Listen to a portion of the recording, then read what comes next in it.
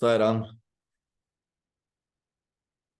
as part of our Chintan Manthan discussion deliberation, we'll take up a subject or a topic and dive deep into those topics or subjects. And amongst them, today's topic is the most cliche, common, and most used and abused word or the entity. The word is God. God. Bhagwan, Prabhu, Allah, Ishwar, whatever we call. So we will, it's a very interesting subject and, we all talk about God. We all swear by God. We all take the name of God all the time. But we don't, possibly not many of us, dive deep into the name in itself or the title or the way we address that entity called the God. First of all, who's God? What is God? Where is God? Is there God? Is God an imaginary concept? What are the ways of worshipping God? Is God for real?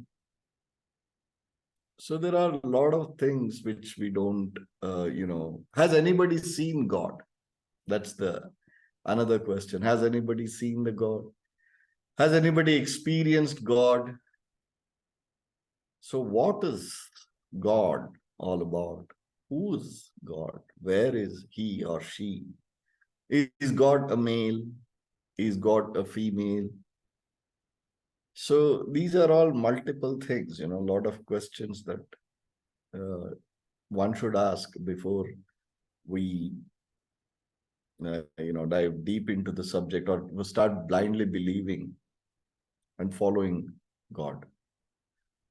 Now, I'll start this session with a small story, which was narrated to me by my grandmother and further by my aunt. So it's not easy being a god. So in order to say that, my aunt gave me a story. And the story goes this way. That there was a trader in Pandharpur. Pandharpur is a holy place, Tirtha Kshetra in Maharashtra. And the governing lord of Pandharpur is Vithala. In other words, Lord Vishnu in the form of Vithala. So now there was one trader in Pandharpur. He was extremely good, very nice man, perfect father, son, husband, brother, everything. I mean, there cannot be anything which is any flaws in that man, flawless man. And extremely innocent, and he used to treat Vithala like a friend, Sakha. Sakha is a friend. So every day before going to his shop, he used to go to the temple, speak with Vithala. It's a story. Take it as a story. Speak with Vithala. Wish him the, good morning and wishes or whatever. Speak with Vithala. And used to say that before going, shutting my shop and going home, I'll come and see you. And by dusk, he used to close his shop. He used to the temple, talks to Vithala, spends some time with Vithala, and then goes home. So this is his daily routine. So one day, this trader goes to his shop. On the way, of course, he goes to the temple, wishes Vithala, talks to Vithala. Vithala is in communication with him because he's such a nice and a simple, sorted, innocent person. So he comes to the shop That day in the shop, something happens in his business and he makes a loss for no mistake of his. In other words, he gets cheated. He is very disappointed. By the evening, he comes to the temple again. Vithala looks at him and he says, though knowing everything, but they are friends. Vithala asks him, what happened? Why are you so disturbed? You look very disappointed and hurt. So this man says, what do I tell you, Vithala? You are God. I am a human being. You live such a wonderful life. You're God. You are in the temple. Everybody comes to you. You're sorted. We have to go through all these, mundane life, business ups and downs, and so on and so forth. For no fault of mine, I got cheated today. I feel very hurt, and it's so difficult to manage business. You won't understand that. They are sakha, friends. So it's not the bhakti of the God and the devotee. It is between two friends. So he says, Vithala replies, it's okay. Then in that case, we'll do one thing for one day. Just for one day, we will exchange the place. You are in this murti. I am in your sharira for one day. You go home and sleep today. Next morning when you wake up, you will not be at home. You would have become me. I would have been you. He says, okay, interesting. Let us exchange the place, and you become me, I become you for 24 hours. It's fine. Let's carry on. Let's do this. So this trader goes home and sleeps. At about 3:30 in the morning, suddenly there is a huge splash of cold water on him. He suddenly wakes up. What is happening? He doesn't know anything. There he says he's standing. He has become Vithala. He doesn't know what is happening. Somebody comes and pours cold water on him, and another person comes and starts rubbing his body, wiping his body, cleaning. He says, what is happening? I didn't ask this. Then somebody says, okay, they do the alankara, they apply this, whatever garlands. He is allergic to the smell, or whether he likes it, he doesn't like it, doesn't matter. They dump on him. They decorate him as per their wishes, how they perceive him to be. They decorate him, they look after him, whether what he likes or not, they offer him the naivedya. Quantum of which, how much it is, doesn't matter symbolic. Before even he gets it, it is taken away. He says, what is happening? All this chaos. And suddenly, loudly, somebody starts yelling in his ears, some mantrocharas, some, the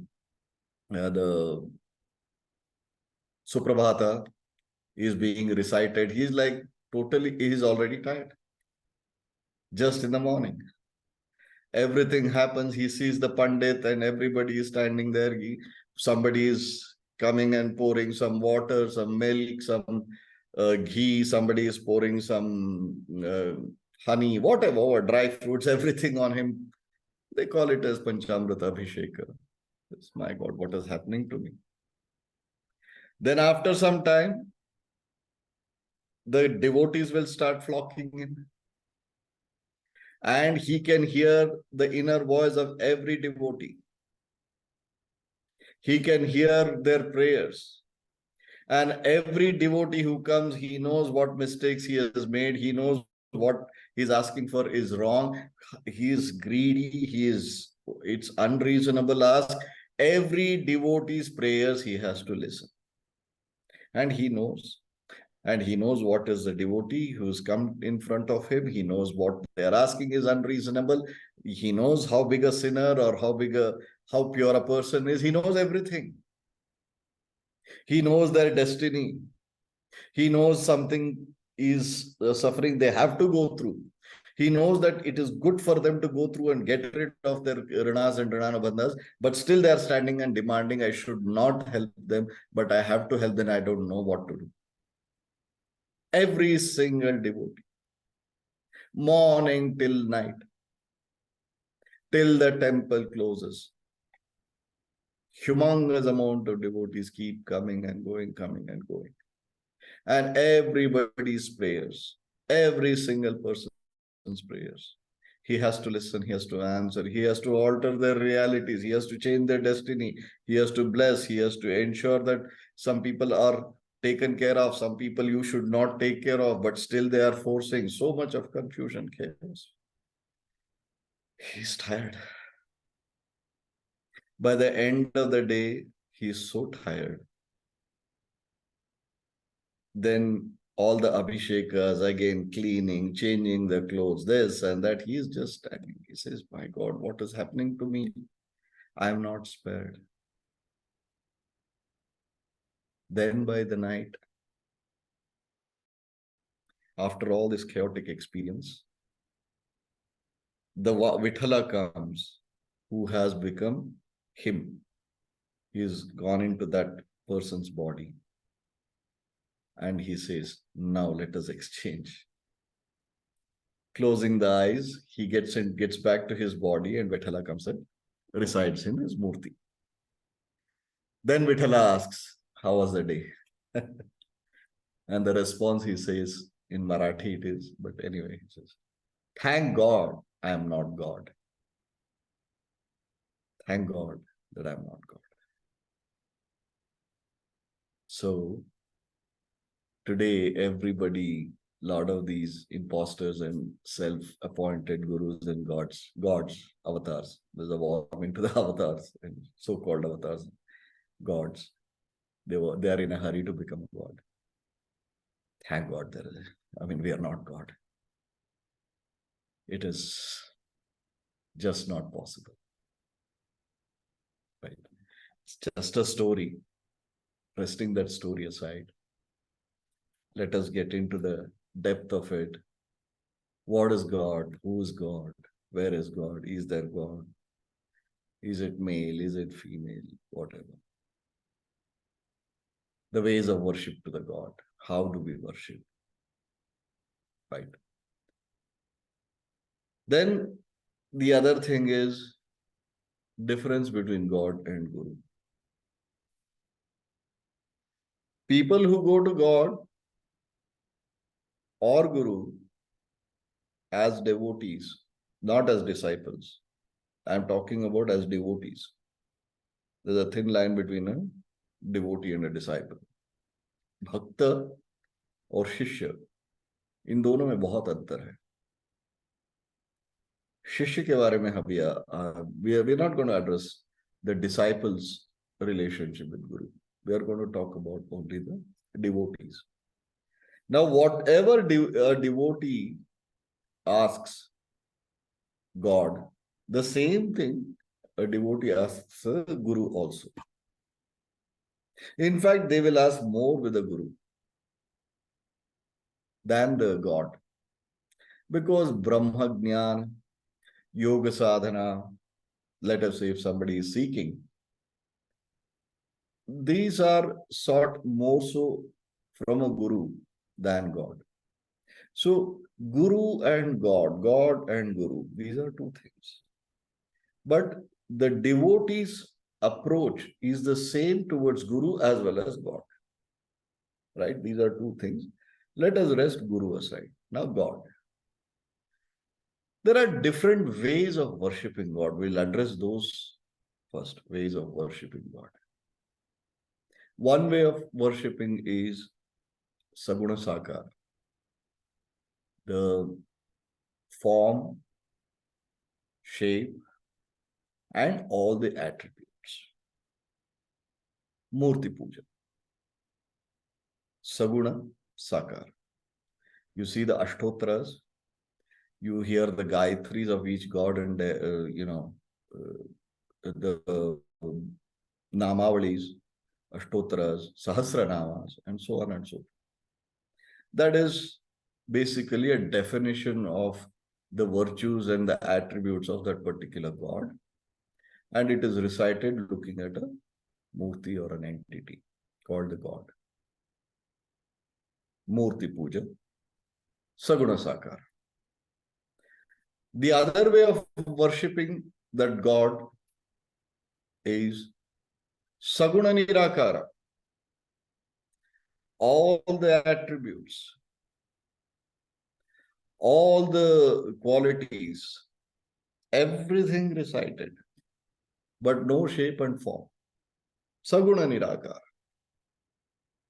That is another way of worshipping that God. Saguna sakara, saguna nirakara. And the final way of worshipping that God is nirguna nirakara. Nirguna nirakara Brahman, which is no attributes, no definitions, just still, just a sakshi, just a witness. That is being worshipped by that form of God, or that way of worship of God is practiced by few people, very few people. Very, very few. Saguna Sakara is very common. Saguna Nirakara is equally common. Nirguna Nirakara is very rare. Half the world population worships Saguna Sakara. Another half say that they worship Saguna Nirakara, but they also worship Saguna Sakara. Especially the Abrahamical religions, which are dead against Murti Puja, but they also, in other words, worship, in Muslims, Islam, they worship, or they claim that we look towards Kaaba, but actually they revere Kaaba. So they look at one entity as everything. In Christianity, what is Saguna Sakara is like any form, any way, which any object which gives out the thought, or which brings in the thought of God, or it triggers your memory, and God comes into your thoughts. Any object or any photograph is Saguna Sakara. A cross. Oh no, it is not a Murti. But the moment you see a cross, you remember Christ. So let's no hypocrisy. Whether you are a Protestant or a Catholic, we are all Murti Pujaks only. So to say, you see a place, a temple, a place of worship, you get that reverence of remembering God, finished. There is nothing called Saguna Niraka. If you see a mosque, why? The moment you see a mosque or think of a mosque, what will you think of is nothing other than the God, other than Allah. Finished. It's over. As a concept, it is Saguna Sakara, over and out. Now, whether they want to debate, believe, disbelieve, and argue, doesn't make any difference. Truth remains. So that becomes by default, everybody is worshippers of Saguna Sakara. So whether even Buddhists, the Buddha was against Murti Puja, people make Gautama Buddha's Murti and do the puja. So in Jainism, there was against, Murti Puja, but there are Murtis of Mahavir Swami. So it goes on. So by default, everyone in this world are worshippers of Saguna Sakara, but some people want to believe they are worshippers of Saguna Nirakara. That's okay. Finally, Nirguna Nirakara. Very few people, yogis in true form and name and sense. Avadhutas. Vedics. Veda mantra, who stick to only havans and homas, yajnas and yagas. They go by the mantras, mantrocharas, Veda mantras. They are purely worship Saguna Niraka. Because in the Veda mantras, it is all attributes are mentioned. All the attributes of when they give the ahutis, attributes are mentioned. So it is Saguna Nirakara. No doubt about it. Ways of worshipping God. Avadhutas are truly the followers of Nirguna Nirakara. Yogis, when I say Avadhutas, please add yogis, or when I say yogis, please add Avadhutas. They are one and the same.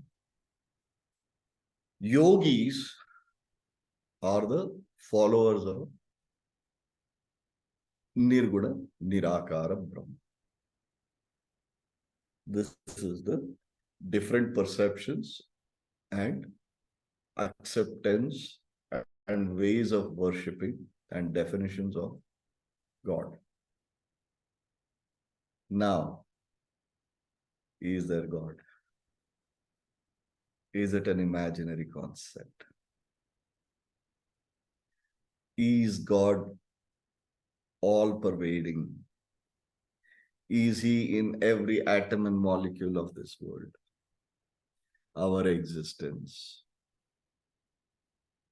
What is God? Who is God? In between us and our intellectual understanding of God, and whether there is or not, let us for a moment say that there is something called God. In between these two comes a chaos, confusion creator. That confusion creator is called the religion. It is time to liberate God from religion. When we see God in the eyes of religion, finished. There is no God. There is no God. There is no God the way it is defined by religion. No, it is not there. He or she is not there, as per the religious belief system. Do not waste your time. This God, that God, all pervasive, ever known, knows everything. My God, if that is the case, he is the most cruel. He or she is the most cruel. God knows everything. God punishes. God gives, but waits. What is all that? The amount of atrocities which are happening in the world, if there is God, do you think it would have happened? Amount of pain and agony which is being inflicted on less powerful people in this world by powerful people in this world is unimaginable. The kind of disparity which is there in the society, just 1% of the people in this world have amassed the wealth, which is 90% of the wealth of the world is with 1% of the people, 1% of the world population. Where's God? Every morning we read the newspapers, we watch the televisions, the kind of atrocities which are happening in this world. Where is God? If the God is believed as per the definition of the religion, trust me, all of us will become atheists. All of us. God created heaven and hell. Seriously? God will roast you for your sins if you don't believe what I say. This is the final word of the God. He is the last messenger of the God. If you defy, you shall not have place in heaven. You will rot in hell to eternity. Seriously.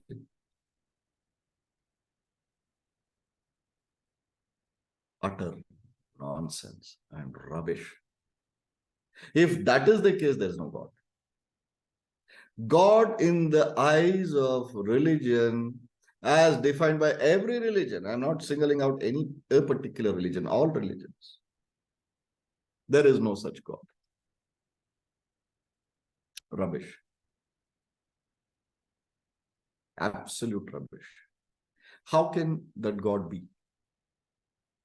You see the abuse of the children. You see the kind of atrocities against women, helpless, basically, any helpless people. And you say that, the people who are committing the atrocities are living very happily in their worldly life. And what do we say? The escape route, we say, oh, their karmas, karma phala. We'll come to that. Karma, karma phala. It's not that it is that is an imaginary concept. If there is anything which is real, that is karma, karma phala, may or may not be God. So the way, worst is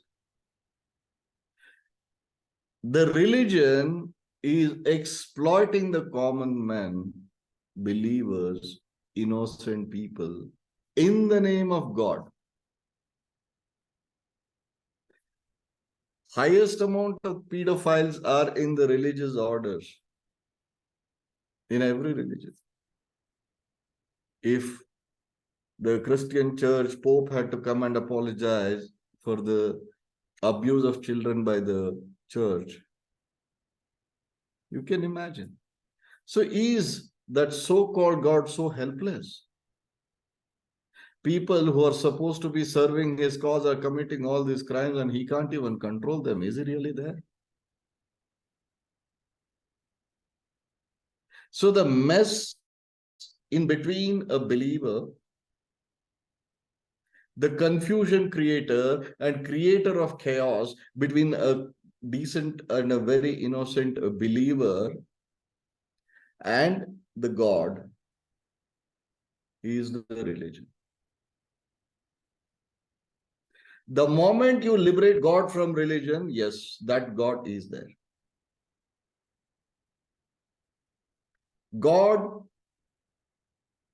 when you see or when you try to see without the glasses of religion, then yes. If you see God through the eyes of religion, no such God exists, please. Such God doesn't exist. Absolutely. So first thing, if you want to understand God, you have to get out of religion. Get out of religion. I will say it in no uncertain terms. Even Sanatana Dharma, Hindu Dharma, we claim that is not a religion, it's a way of life. Agreed, but then get rid of the Pauranic narration of God. Purana must be there. It has served its purpose. But today's day also, Purana, if you are following, you will never see God. You will only be ending up in fantasy world. No progression. First thing you have to get rid of is religion. The culture, the rich heritage, the texts and everything which are Vedas to me are nothing but books of science and logic. Shastras are nothing but books of science and logic. Ayurveda is talking about the medical science. Artha Veda is talking about the social science. Gandharva Veda is talking about mediation and how to run the society. Dhanur Veda talks about the weapon system. Atharvana Veda is technology. Rig Veda is rituals and how the mantrocharas, Sama Vedas, is how the music, the sound. Yajurveda is about the ritualistic offerings and the havans, how to be done. So it is purely a books of science and logic. Let us not give it a Pauranic narratives. No. I know some people may even feel that why am I so against Puranas? Yes, I am against Puranas. Whatever be the purpose of the Puranas, so be it, it is done and dusted. It is over.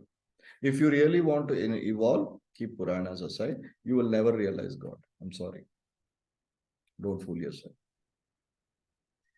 In this Sanatana Dharma, Puranas is a significant and main part of the practices. But Abrahamical religion is all Puranas. Nothing but Puranas. So if you define and try to search and look for God in the eyes of the religion, you are wasting your time and life. There is no such God. Because religion, no, I'm not ridiculing or belittling religion. Religion ridicules itself and belittles itself. Nobody has to ridicule it. It's a joke. But at what stage can we say and assert this as avadhutas, as yogis? Beyond a certain point, religion does help in certain level to a certain extent. But this is called the evolution of the human mind. You have to start getting into self-inquiry. So to rest it all in one word, God does not exist as per the definition of religion. No, it doesn't. He or she doesn't exist as per the definition of the religion. Now that religion is rested, now let us talk about God. Who's God?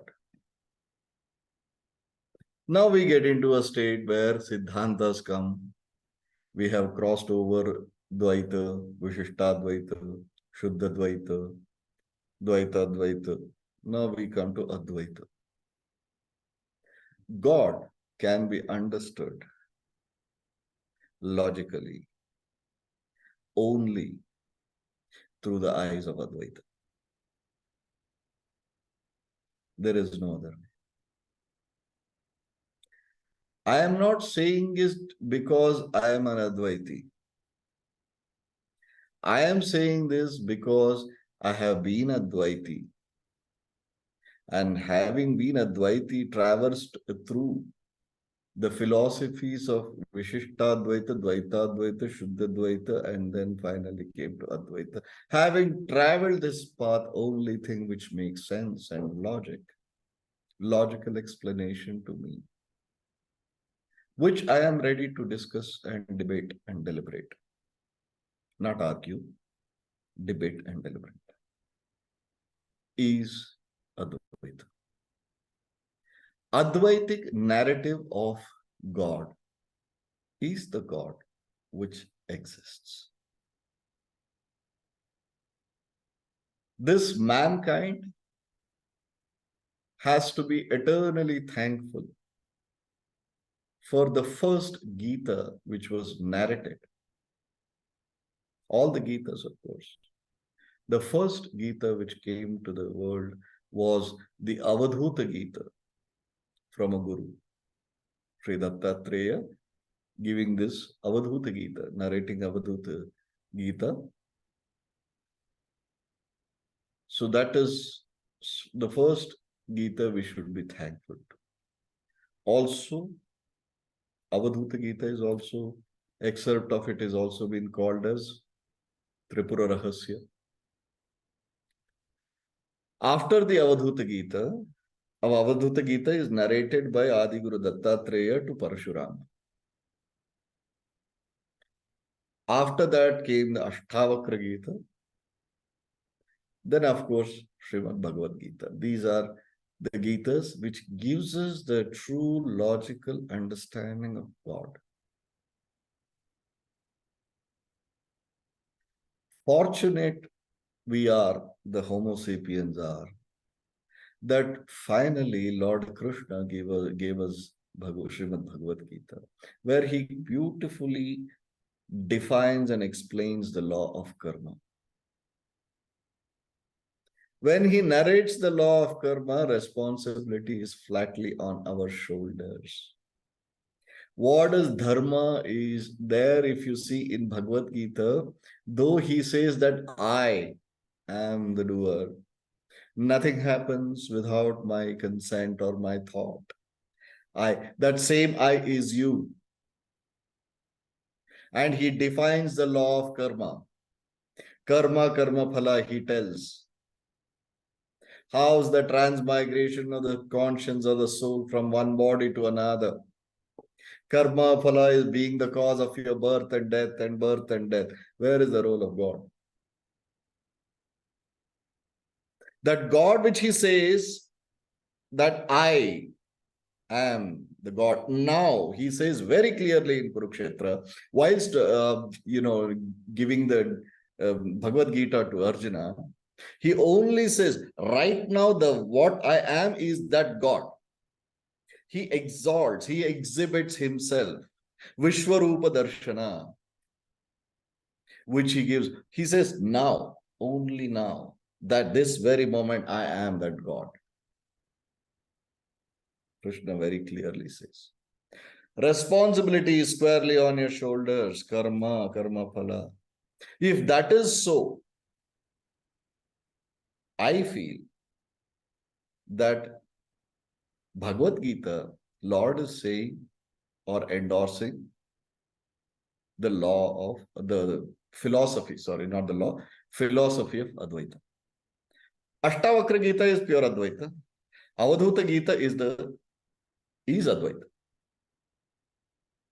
So when I say that I believe in Advaita and I feel logically, intellectually convincing that the Advaitic philosophy of law, of Brahman or God, is the only logical understanding of God, so-called God, is only there.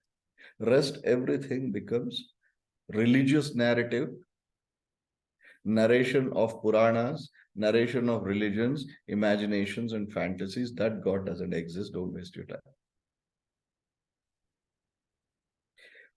What is narrated? Now, what is Advaita? 4 words, 4 statements. The mankind, Homo sapiens, should always be thankful to Sri Adi Shankaracharya, who condensed the Advaita philosophy and gave it to us in 4 words, 4 sentences. That's it. So, and further, of course, we have to dive deep into those assertions and then understand how this functions. First, he says, Prajnanam Brahman. Conscience itself is Brahman. Then he says, Aham Brahmasmi.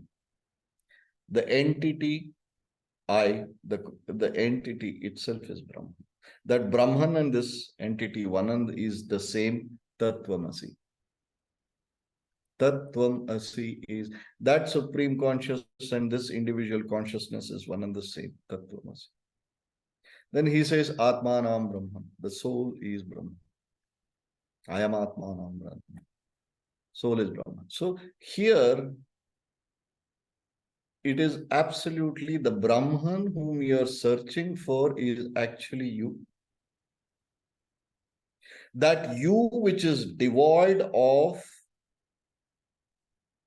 the Arishad Vargas, Karma Phalas, Rinas Rinana Bandhas, that you who is devoid of influence of Maya, that is what is God. That very God is you. You as an aham exists. In that definition, yes, God exists.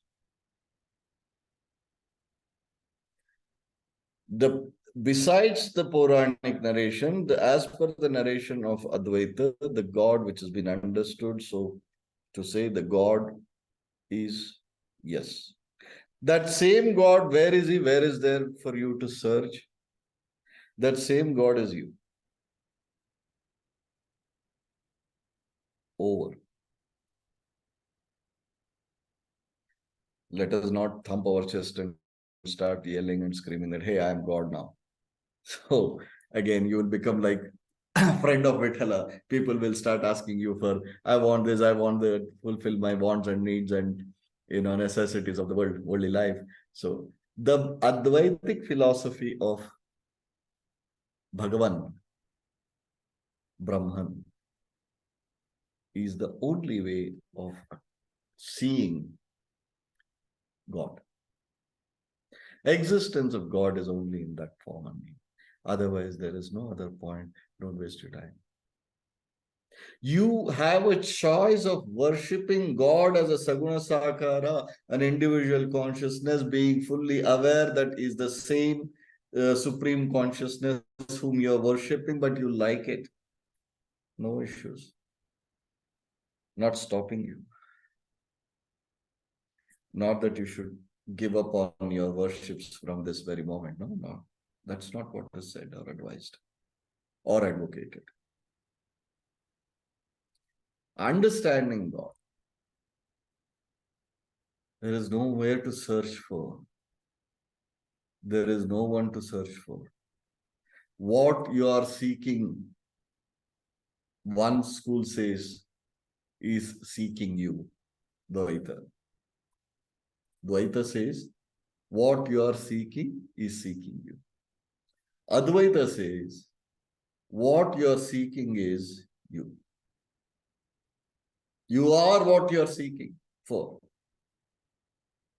That is the only definition, logical definition and understanding of God, the Brahman, the Sakshi, the witness. Rest, everything is an illusion, fantasy. World is stuck in the chaos and drama between two occurrences, the birth and the death, and keep accumulating the karma phala, getting into your system based on the realities, your deeds, ridas and ridana bandhas, fruits of our deeds, keep taking birth. Suffering is an illusion, joy is an illusion. Everything is an illusion. Mata nasti, pita nasti, nasti bandhu sahodaraha. Artham nasti, graham nasti. Tasmat jagrata jagrata. Shankara's first shloka of Vairagya. So the only thing is, if you believe in law of karma, you will by default understand that the Brahman whom you are searching for is you. What you are seeking is you. There is nothing other than you. You not as an individual consciousness. You as the Brahman is again you as a conscious which is connected to each and every one. There is no dualism.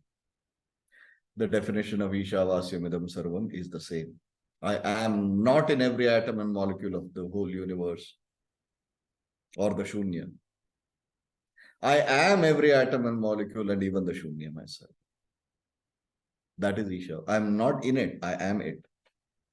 What is seeking you is me. What you are seeking is me. What you are seeking is not seeking you. That becomes again a dualism. What you are seeking is you yourself. That is the only way of understanding God. There is no other way. There are interpretations and definitions. Again, those are all fantasy. Yes, there is a play of creative consciousness, manifestation of entities based on your own wants, your belief systems. There is no harm in it. Not denying the way to practice any belief systems or worships. Nothing wrong. Not condemning Saguna Sakara way of worshipping as dualism, no.